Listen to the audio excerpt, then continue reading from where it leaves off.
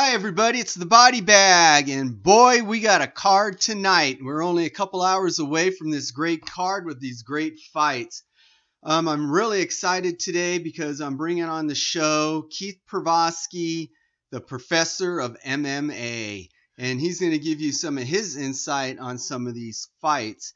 How I want to go through the card today is I'm just going to go with the last three fights. It's a great card. We can spend an hour on this, but nobody has that time these days. You know, you're busy, I'm busy, so we're going to get rolling here. The first one we'll talk about is Robbie and Ben, and then we'll get into Woodley and Guzman. Then we'll jump on Jon Jones and Anthony Smith. And then we're going to talk a little bit about those interim title belts that they give out like candy at Halloween. So I'm going to start off and give what I think about the fight, and then I'll ask the professor how he feels the fights are going to shake out, okay? So the first one is Robbie and Ben. Robbie hasn't fought since December of 2017. He blew his knee out in that fight with Dos Santos. And it's the classic wrestler against the stand-up. I mean, Robbie's a banger. He throws kicks, but he's a banger.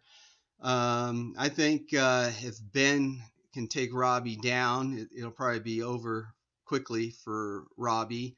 We don't know if we're going to, have the Robbie of old fighting or we're going to have old Robbie fighting. So at this point, I'm just going to ask the professor, what do you think about this fight? I honestly think that was actually a good point. The old Robbie Lawler, or the old Robbie Lawler. So I think he can definitely, if he fights like he fought in the old time, he's been through some brutal fights. He can definitely win this thing if he wants it. But yeah, it's going to be an uphill battle. So we'll see what happens. And that's a good point the professor made. Robbie's had a lot of wars, and has that aged him physically and mentally? Well, I guess we'll find out in a couple hours. So the next fight we'll talk about is Woodley and Guzman. Well, I think these guys are going to cancel each other out with their ground games. I just want to let everybody know Guzman is very large for a 170. It's surprising how he can get down to that weight, make it, and have all that energy the next day for the fight. Woodley's going to have to fight. He's not going to be able to play games and do like a Mayweather, gig or up against the fence and hold or try to dictate a very slow, boring pace. He's going to have to fight. And I think this can be the fight of the night. Because Guzman's going to come after him, and Woodley is going to finally have to show what he really has. Professor, what do you think about this fight? I think the same thing. I think Guzman is the up and coming underdog, and he definitely wants it. And Woodley's going to struggle to try to keep his belt. They are stylistically different. I think the Woodley is just a power puncher, definitely. And so we'll see who lands the strikes the best. So he's predicting the strikes the best. I think you're predicting a knockout in this fight. Is that what you're saying? That's what I think is going to happen, yeah. Or a decision, I guess, if nobody's really doing it. But we'll see what happens. All right. Well, you guys know I like to make my calls. So after we talk about Jon Jones, I'll give you who I think is going to win. Speaking of Jon Jones, well, this is where the professor and I have different opinions. So I think Jon Jones in round 2 or 3 is going to take Anthony Smith out. I think Jon Jones is a level above everybody in that division. I think Jon Jones is pound for pound the best fighter that's ever been in the octagon. And I just feel that Anthony Smith is not ready for this fight. He used to fight at 185. Now he's fighting at 205. And I just think Anthony Smith is going to come and very aggressive. He'll be very aggressive, and he's going to get tagged. What do you think, Professor?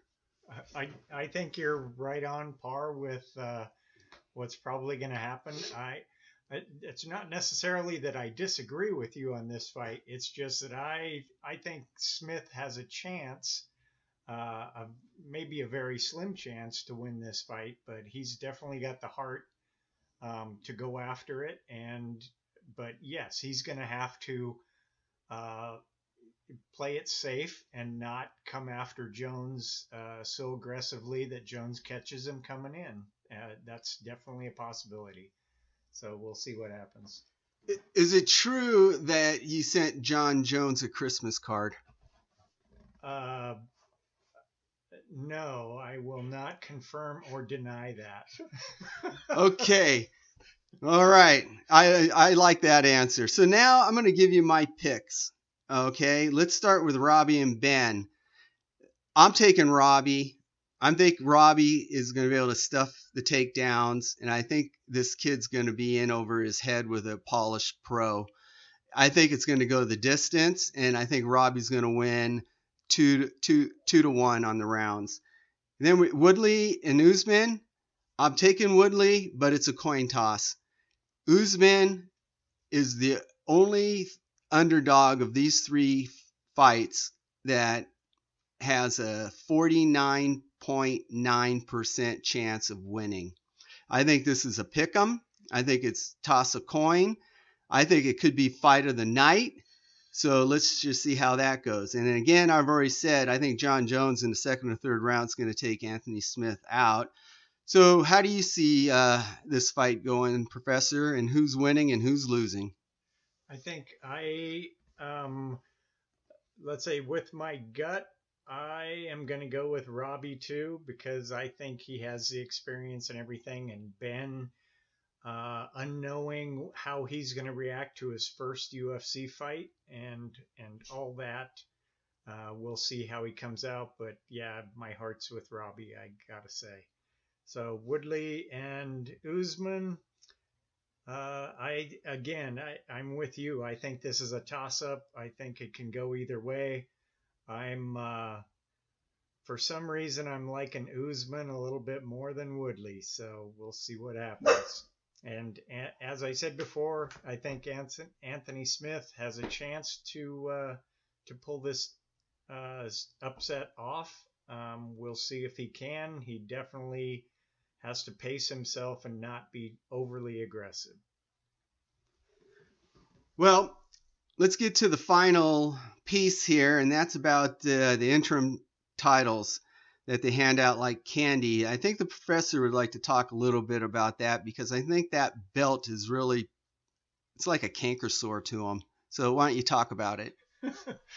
So the interim belt, the interim belts have been bugging me for a little while, but they're seems like they're handing them out more and more and more. And to me, it just lessens the importance of the real belt. And, like Paul said, handing these things out like candy is not making them, as important as they should be.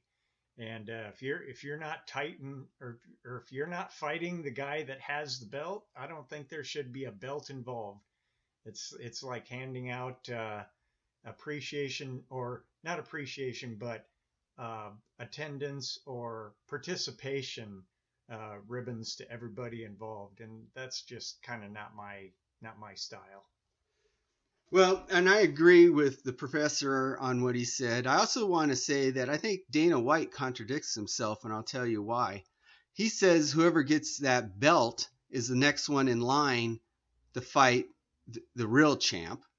And if that's the case, then, how come Tony Ferguson isn't fighting Khabib when he gets off that suspension? Okay. So I think Dana White is basically full of it. So I'll end it there. So this is the Body Bag special guest, Keith Pervosky, the professor of MMA, and we are out.